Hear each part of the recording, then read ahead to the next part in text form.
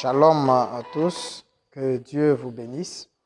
Je crois que vous êtes très nombreux à me suivre de partout à travers le monde. Précisément, mes amis à la mission Branham évangélique. En tout cas, je vous aime beaucoup. C'est parce que, mais c'est la volonté de Dieu. Sinon que si on était, le pasteur Ben nous avait averti personnellement, un mois avant ou 2 mois, nous aurions dû nous préparer vu les programmes que nous avions et la crise due au Covid-19. Sinon, nous serions à Kinshasa. Je serais là-bas sur place. Vous n'aurez pas peut-être dû me regarder comme ça en différé. Je devais être vraiment, comme on dit, en live. Mais car cela ne tienne, grâce à Dieu, la science nous a donné tous les moyens possibles d'être en contact. C'est pourquoi dans ces 30 minutes, je voulais un peu parler sur le sujet « La science atteste la mort de l'immortel ». C'est de ça que nous allons parler. Et je crois que les prochaines occasions, le pasteur nous avertira un mois un peu tôt pour que nous puissions vraiment disposer le temps de rentrer et de venir à Kinshasa avec nos frères communier ensemble. Parce que vous voyez, on a un peu de travaux, des obligations, des responsabilités. Donc, il faut bien programmer les choses avant de se déplacer et qu'on sort. Bien, donc, je disais que je vais essayer de parler dans les quelques minutes. Je vais être vraiment bref pour ne pas prendre assez de minutes parce que beaucoup des hommes de Dieu aussi vont parler. Alors, je vais parler sur la mort de l'immortel constatée par la science ou la science atteste la mort de l'immortel. L'immortel dont il est question ici, nous savons bel et bien que c'est le grand maître William Marion Branham. La sœur Stéphie l'a confirmé dans sa vision, disant qu'il avait vu un être immortel. Et cet immortel, c'était Élie l'immortel. Et cet immortel, il s'était bien défini que c'était vous, frère Branham. Donc, ce qui revient à dire que le thème en soi n'est pas une invention, mais c'est vraiment une écriture. Cela se trouve dans Monsieur, quelle heure est-il? Alors donc, je vais rapidement aller dans un verset biblique, dans Jean chapitre 11, le verset 11 à 14. Il dit, après ces paroles, il leur dit, Lazare, notre ami, dort, mais je vais le réveiller. Les disciples lui dirent, Seigneur, s'il dort, il sera guéri. Au verset 13, Jésus avait parlé de sa mort, mais ils crurent qu'il parlait de l'assouplissement du sommeil. Alors Jésus leur dit ouvertement, Lazare est mort. Alors pourquoi j'ai pris ce passage? C'est pour vous montrer que ici, quand le Christ parle de la mort, c'est totalement différent avec ce que la conception humaine conçoit sur la mort. Et vous remarquez qu'il utilise le terme dormir ou en sommeil. Alors les disciples ont dit, bon, s'il dort seulement, on peut aller le réveiller ou le guérir. Après, Jésus s'est rendu compte que le langage, ils n'ont pas saisi le langage. Alors du coup, il les a expliqué ouvertement que Lazare était mort. Alors, c'est pour montrer que le langage du Messie et le langage des hommes, c'est deux éléments très différents. Effectivement, le 18 décembre, qui est la date d'aujourd'hui, William Branham a bel et bien fait l'accident sur le chemin d'Amarillo, plus précisément dans la petite contrée de Fiona. Et c'est là où l'accident a eu lieu. Et finalement, il a été transporté à l'hôpital. Il a fait donc une semaine. C'est pourquoi nous avons appelé cette semaine la semaine sainte, parce que le 18 décembre 1965 correspond parfaitement au 18 décembre 2021. Ce qui revient à dire que c'est l'année 65 qui revient encore de nouveau. Donc nous aurons les mêmes chevauchements d'événements. Donc le 24 décembre, qui était un vendredi là-bas, sera aussi un vendredi ici. Et c'est effectivement d'abord vers 16 h qu'ils ont constaté l'arrêt respiratoire de William Branham. Le cœur ne battait plus, il ne respirait plus. Et c'était une machine qu'on avait placée. Et c'est plus tard, qui respirait pour lui, c'est plus tard à 17h49, si je ne me trompe pas, de l'après-midi, c'est en ce moment-là que vraiment la science médicale déclare que William Marion Branham est mort. Concrètement, ça atteint notre sujet que la mort est constatée de l'immortel. Alors la question peut se poser, comment un immortel peut-il mourir? Parce que quand on est immortel, ça signifie qu'un immortel ne peut pas passer par la mort. Et c'est ça ce qui est dit. Maintenant, si nous regardons très bien que l'immortel, effectivement, il ne peut pas mourir. Mais si l'immortel entre dans les conditions humaines, c'est-à-dire dans la phase humaine ou dans la proportion humaine, ou plus précisément dans une chair humaine, les lois relatives à la chair vont le poursuivre. Vous allez remarquer que, étant immortel, il peut prendre des voyages, prendre l'avion, il voyage. William Branham, en tant qu'immortel, il prend l'avion, il voyage. William Branham, en tant qu'immortel, il est né, il est bébé, il va à l'école. William Branham, en tant qu'immortel, il mange et il dort. William Branham, en tant qu'immortel, il a reçu une balle. Il est alité à l'hôpital. Ça, c'est l'immortel. William Branham, l'immortel, a été atteint des amibes et qui sévères, où il a été alité sur les lits. William Branham, l'immortel, il a pris des vaccins. William Branham, l'immortel, a souffert de l'estomac depuis l'âge de 7 ans, jusqu'en 1965, à l'âge de 56 ans. Lui, l'immortel, il passe par ces éléments. C'est pour montrer qu'un immortel, quand il est dans la forme humaine, il a la capacité d'atteindre les éléments humains qui sont relatifs à l'être humain. C'est pourquoi il pouvait manger. Il dit, j'aime manger les écureuils. Un immortel qui mange. C'est pourquoi un jour, William Branham, nous allons un peu plus loin, nous allons un peu vite pour les citations, vous pouvez me voir. Il y a une citation où Seigneur Branham est en train d'expliquer une dame qui disait à William Branham, vous voulez trop diviniser Jésus. Frère Branham dit, effectivement, il était Dieu. Alors la dame dit, mais s'il était Dieu, pourquoi il pleurait à la tombe de Lazare? Un immortel, et la femme dit, un immortel ne pleure pas. Et Frère Branham dit que il répond à la dame là que votre argument est tellement mince comme un poulet, un bouillon d'un poulet fait par... il utilise un terme là. Il dit, votre argument est tellement faible comme le bouillon fait à travers d'un poulet qui est mort de famine. Donc il minimisait un peu, il dit, vous n'avez pas compris la grandeur de Dieu. Donc c'est pourquoi quand Dieu est dans la forme humaine, il est capable de faire certaines choses. Alors nous ne pouvons pas évoluer sans lire. Je lis ceci par exemple dans la brochure, montre-nous le Père et cela nous suffit, prêché le 22 avril 1956, le 22 avril 1956, le paragraphe 36, partie C. Branham dit, en d'autres termes, vous voyez, le Père s'exprimait au travers du Fils. Lui et le Père étaient un dans le sens que son Père demeurait en lui. Ce n'était pas lui qui faisait les œuvres. Il était un Fils, virgule, lui-même, l'immortel né d'une vierge, Fils de Dieu. Et alors, en lui habitait Dieu le Père qui manifestait au monde son attitude envers les gens. Vous voyez, on dit, il est né l'immortel, né virginal, né pas d'une vierge. Donc, le bébé Jésus qui est né, il est né immortel. Mais pourtant, étant né immortel, on voit qu'un certain vendredi, c'est pourquoi les vendredis ont toujours été très importants pour dans l'ordre messianique de donner leur vie. Parce que Jésus aussi, c'était un vendredi. Et il avait prophétisé, notre Seigneur William Branham, qu'il y aura encore un autre vendredi saint. Effectivement, le 24 décembre, un autre vendredi, Christ a encore donné sa vie. Alors donc, ici, on montre qu'un immortel qui est né, vous voyez, l'immortel là était né d'une vierge. Et cet immortel-là, c'est qui? C'est Jésus. Donc Jésus ici est présenté comme étant un immortel. Mais le vendredi de l'après-midi, il a rendu l'âme en tant qu'immortel. Vous voyez? Et si nous prenons encore une autre écriture relative à l'immortel, vous allez voir quelque chose ici. William Branham va expliquer encore sur l'immortel et nous allons aller décortiquer maintenant celui de William Branham. Juste pour vous montrer, parce que le thème parle de l'immortel. Alors donc nous ne pouvons pas passer sans parler un peu de cette immortalité.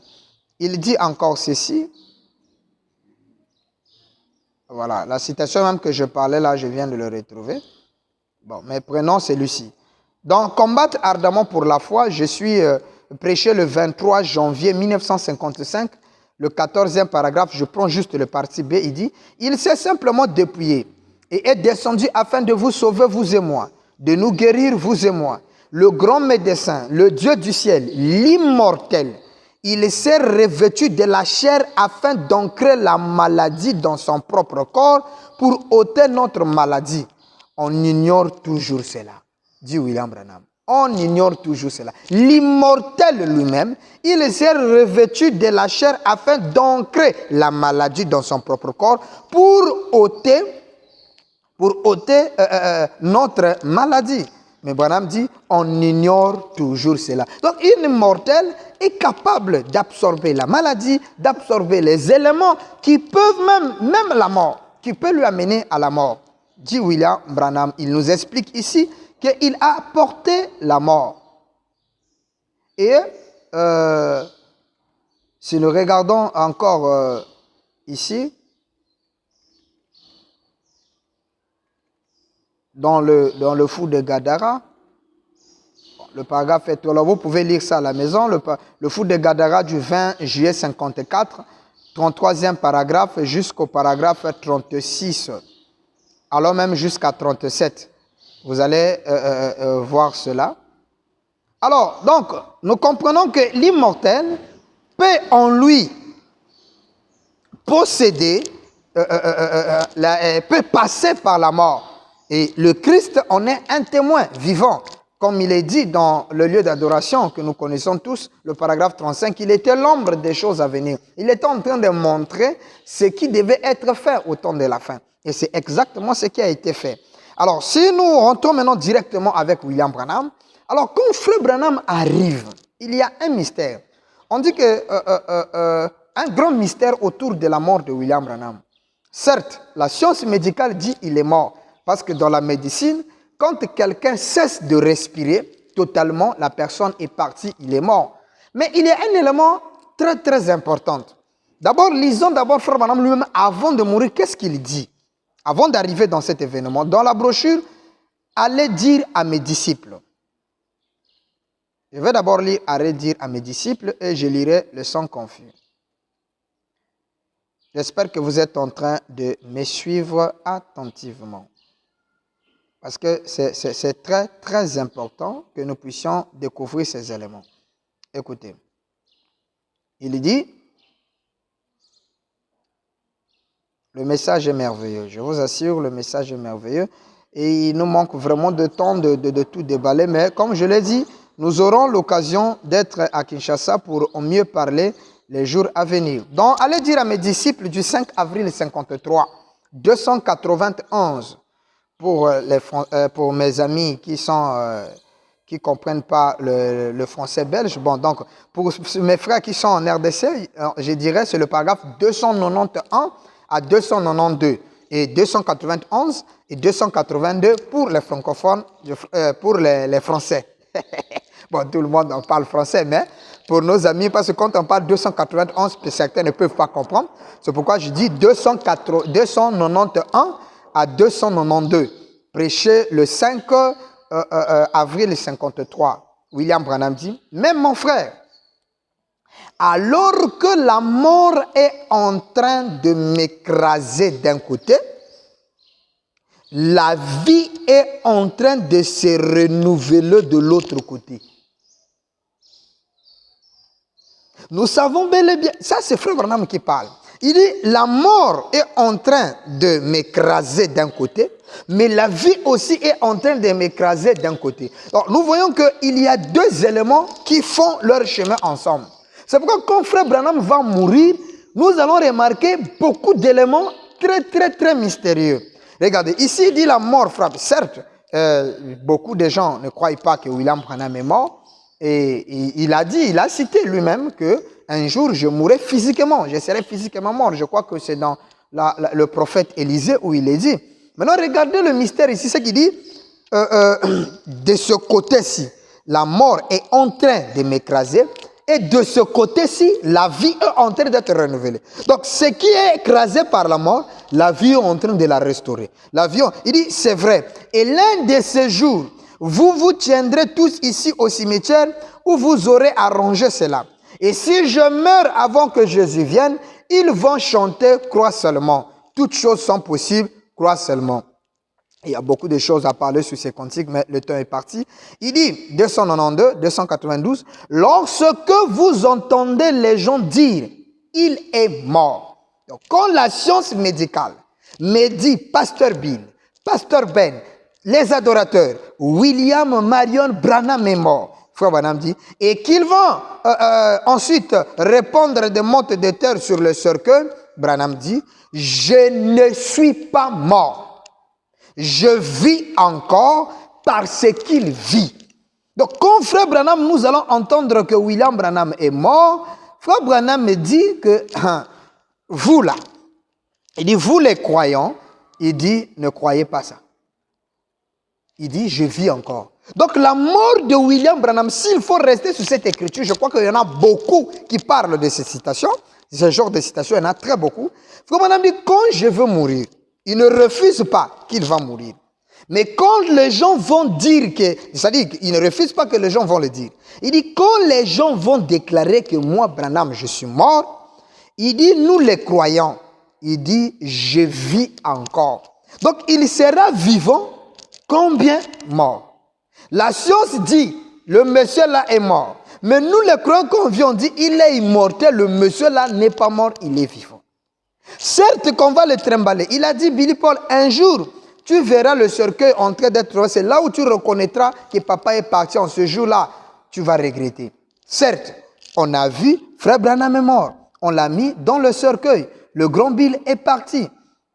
On va enterrer. Grand Bill est là, étalé, sans vie. On met comment on l'appelle, le stéthoscope. Le stéthoscope montre vraiment qu'il n'y a pas de respiration. Rien. Tous les signes vitaux, tous les signes cliniques démontrent que Frère Branham est mort. Mais nous le croyons. Frère Branham dit, chantez, croix seulement. Il dit, je ne serai pas mort. Pourquoi il ne serait pas mort? Qu'est-ce qui se passe, Frère Branham? Tu ne serais pas mort. Permettez qu'on lise encore une écriture en rapport. Frère Branham ne serait pas mort. Qu'est-ce que ça signifie? Amen. Oh, c'est très important, c'est très important. Je me sens maintenant religieux, je me sens bien. Je crois que vous aussi, vous vous sentez bien. Rapidement, avant que nous terminons, dans le signe de ce temps-ci, William Branham va nous expliquer quelque chose de très important aussi en rapport avec ce cantique. Il dit ceci, le signe de ce temps, nous sommes en 1964. 63, le 13 novembre 63, 238. Maintenant, je demande ceci, soyez juste aussi respectueux que possible. Le pianiste commence à jouer croix seulement, 239. Un jour, si je meurs, lorsqu'on me mettra dans la tombe, on sera en train de jouer cela. Vous savez, lorsque vous entendrez que je suis parti, ne croyez pas que je suis mort. Non, mais arrêtez-vous simplement quelque part. Si vous entendez cela à la radio ou quelque part, ou si vous le lisez dans le journal, chantez simplement ces cantiques, n'est-ce pas? Et rappelez-vous simplement que c'est cela, juste croire seulement. Donc quand nous entendrons que Frère Branham est mort, ne croyons pas cela. Mais comment on ne va pas croire Frère Branham? Il dit chantez juste croire seulement. Alléluia. Il dit quand vous chanterez croire seulement, croyez et rappelez-vous que c'est cela. Qu'est-ce que c'est cela? Qu'est-ce qu'il y a Frère Branham?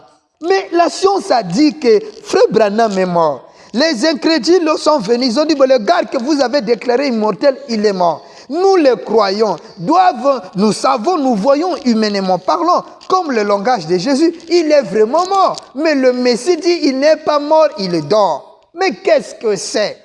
Heureusement pour nous, heureusement pour les croyants, William Branham nous avait déjà prédit. Il nous avait expliqué un élément qu'il était en train de faire avant. Parce que même il y a une question qui m'avait été posée. Bon, si Frère Branham est mort, il est mort le 24 décembre, on lui enterre le 11 avril 66. Alors, durant ce temps, Frère Branham était où? Un jour, je me suis dit, Seigneur, mais finalement, tu étais où? Donne-nous paix le mystère qui s'est passé là. Gloire soit rendue à Dieu. En lisant la parole, nous avons découvert. Regardez, ce n'est pas la faute de la science. La science vient, ils font tous les tests cliniques qui disent William Branham est mort. Humainement parlant, nous dirons quoi? Frère Branham est mort. Maintenant, quand nous prenons le langage céleste, parce qu'il y a un langage terrestre et un langage céleste. Quand nous touchons maintenant le langage céleste, nous disons non, frère Branham n'est pas mort. Le monsieur là est vivant. Comment? Mais Branham est très clair. William Branham parle du type, par exemple, de Jonas. Avant de lire la citation. Jonas, il dit, le Fils de l'homme fera 3 jours et 3 nuits dans le ventre. Frère Branham dit que cette prophétie-là, ça a une double application et ça s'accomplit au temps de la fin. Ça s'accomplit aujourd'hui. Alors, regardez, quand Jonas a été placé dans le ventre du poisson, automatiquement, pour ceux qui étaient dans le bateau, Jonas est mort. Mais est-ce que vraiment Jonas dans le ventre du poisson était mort? Non. Jonas respirait dans le ventre du poisson. Le ventre du poisson a démontré que le Christ Jésus représente la terre. Et quand le gars est mort, en réalité, il n'est pas mort, mais il est vivant dans le ventre du poisson. Qu'est-ce qui se passe? Et ça, c'est un mystère, seule maman Meda peut connaître. Et Meda représente l'épouse de William Branham. Donc, monsieur Essler, frère Branham dit, quand il parle à frère Parnell, il dit, quand tu verras Meda, ma femme, ce qui est mon église, il dit, arrête-toi là. Donc, l'église, Meda est l'église de William Branham. Alors, l'église de William Branham, qui est Meda, seul connaît le secret. Qu'est-ce qui se passe? Lisons. Je termine bientôt. William Branham explique d'abord ceci, avant de lire l'histoire de Meda. Donc, Jésus-Christ est le même hier, aujourd'hui, éternellement. Nous sommes le 6 août 55, paragraphe 22. Il insiste sur ce fait. Il dit maintenant, si nous continuons, Jésus-Christ le même hier, aujourd'hui et éternellement, du 6 août 1955, le paragraphe 22. Il dit maintenant, si nous continuons à attrister ces petits amis appelés âmes, après quelque temps, cela va finalement nous quitter. La Bible dit, l'âme qui pêche, c'est celle qui mourra certainement. Maintenant, la mort ne signifie pas ce que nous appelons la mort. Alléluia. Donc, dans le langage messianique, quand le Messie parle de la mort, ça ne signifie pas dans le langage humain ce qu'on appelle la mort. Il dit, la mort signifie la séparation. Branham maintenant dit, si je meurs ici, ce qui est arrivé le 24 décembre, il dit, si je monte ici, et si je meurs ici, il explique, à la chair maintenant, je ne serai pas mort. Si je meurs ici, là, je ne serai pas mort. Et si vous mouriez là, vous ne serez pas mort. Vous seriez mort. Il dit, nous serions morts l'un par rapport à l'autre. Voilà pourquoi on dit que Frère Branham est mort d'un sens, parce que par rapport à l'autre, il est mort. Il dit, l'un ici est vivant et l'autre s'en est allé. Cela signifie séparer. Donc le fait que Frère Branham meurt, le mort là veut dire simplement séparer. Il est parti partout dans une dimension plus rapide que le temps, mais il est toujours ici.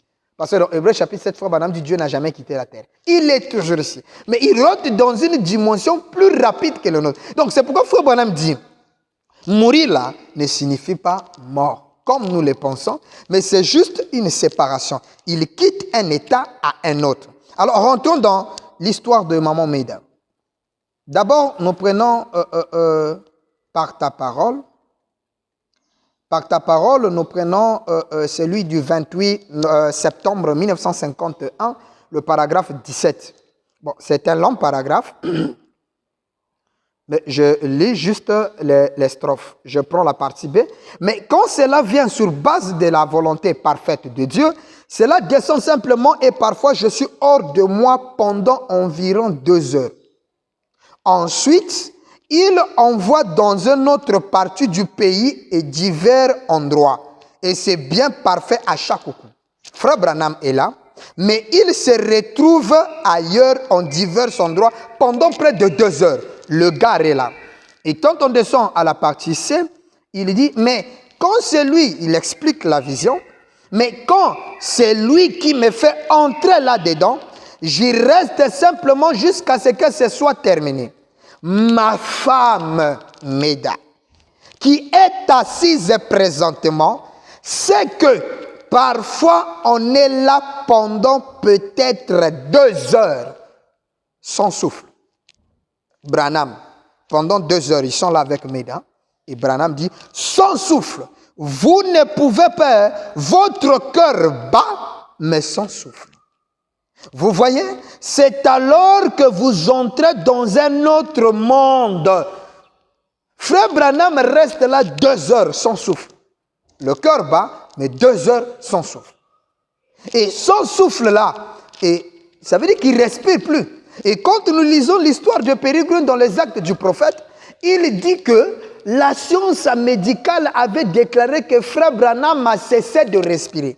Or, cesser de respirer chez maman Meda, c'est pourquoi Frère Branham a retenu Meda dans le coma. Parce que des écritures permettaient, des écritures devaient s'accomplir. La loi des testaments, beaucoup d'éléments devaient s'accomplir. Or, si Meda n'était pas convalescent à l'hôpital, parce que quand l'accident a eu lieu, maman Meda s'est retrouvée dans un coma profond à l'hôpital. Et c'est le grand maître lui-même, Frère Branham, qui l'a retenu dans le coma, parce que Meda connaissait le système. Donc si Meda était encore là, Meda devait dire non, il n'est pas mort, ne le mettez pas là, laissez là, parce que le gars a fait ça beaucoup de fois chez moi. Mais Frère Branham a retenu Meda là-bas pour qu'il ne révèle pas ce secret-là. Parce que les jeunes gens, alléluia, devaient eux-mêmes découvrir cela dans les Écritures. Et en découvrant, il y a beaucoup de citations, il parle de cette histoire. Mais prenons rapidement celui-ci. Prenons rapidement celui-ci. Nous sommes déjà à combien de minutes? Hein? Ok. Nous sommes à 26 minutes. Donc, je prends ça pour être un peu à 30. Dans la brochure, il en sera comme il m'a été dit. Du 18 août 1950. Je prends le paragraphe 24.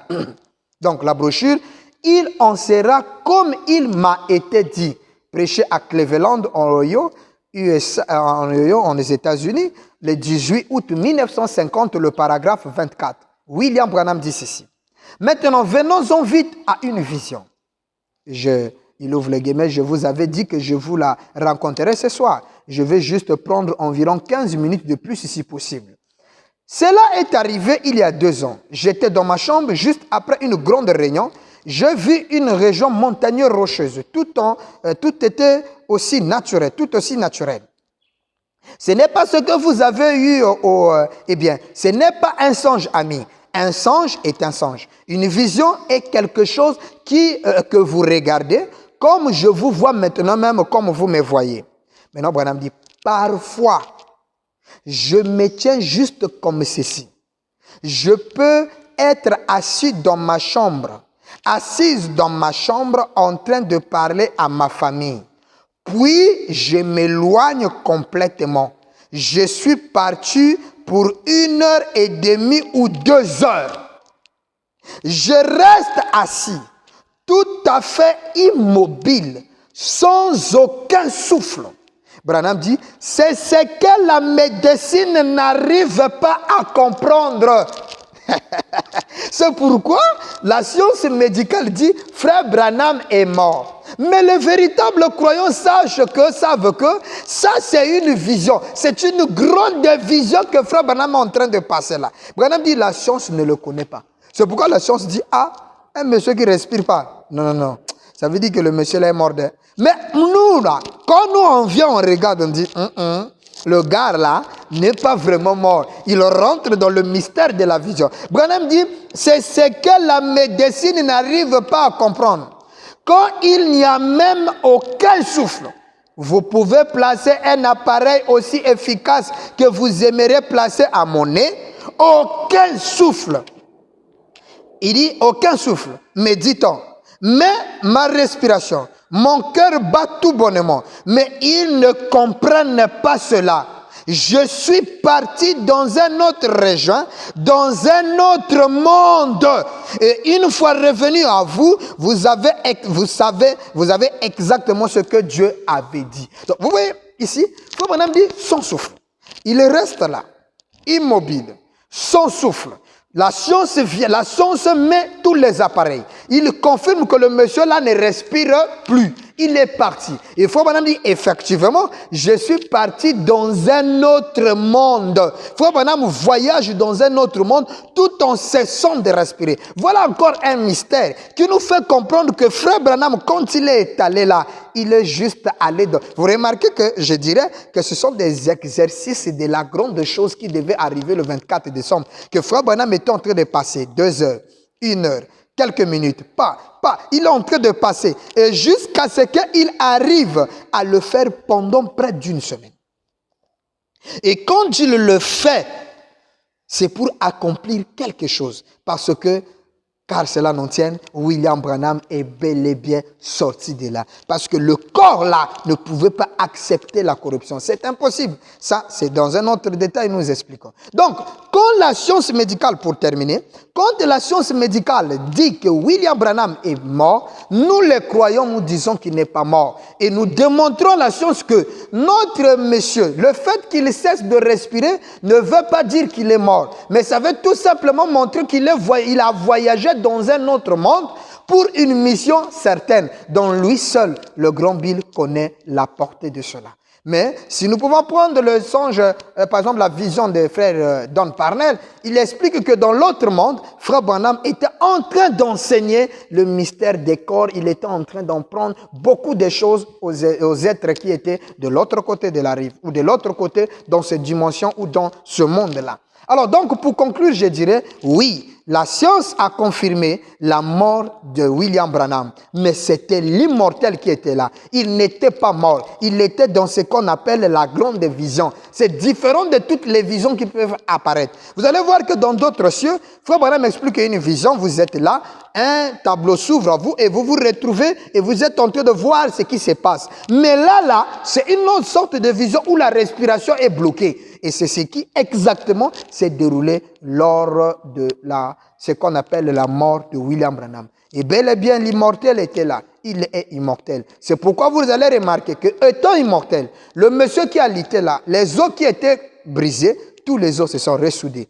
Et quand la maman de Hope vient voir Frère Branham, il dit, ça c'est le Bill que j'ai connu quand il était venu demander la main de ma fille. Donc vous voyez déjà qu'il y a eu une transformation. Et le monsieur était entre un être mort, mais il éliminait la salle d'après le témoignage de Peregrine. Et les trois astres, c'est-à-dire l'étoile du soir, la lune et le soleil, se sont fusionnés et ont créé une grande luminée qui est entrée dans la salle. Et pendant ce temps, Billy et les autres, les 11 qui étaient là, ils se sont mis à chanter Croix seulement comme le grand maître leur avait appris.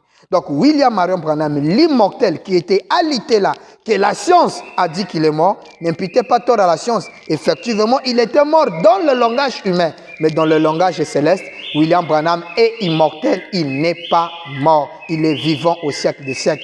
Et c'est là où William Branham va plus loin et dit Jésus n'est jamais mort. Pourquoi? Parce que Jésus est ressuscité. Donc un être qui ressuscite, dans le langage messianique, il n'est pas mort, il est vivant. Mais le 24 décembre, la science a déclaré qu'il est mort. Nous acceptons le langage avec les humains, qu'il est mort, un acte de décès là. Mais dans la révélation, nous les croyants, quand nous regardons, nous savons que le monsieur est passé outre. Il est dans le ventre de la baleine, mais il n'est pas mort, il est vivant. Et il est vivant jusqu'à ce soir, au siècle des siècles. Que Dieu vous bénisse. C'est votre ami et frère, le prince Bill Branham du Congo-Brazzaville, précisément à Pointe-Noire. Je vous aime beaucoup. De tout cœur, je vous dis shalom, à bientôt. Dieu bénisse.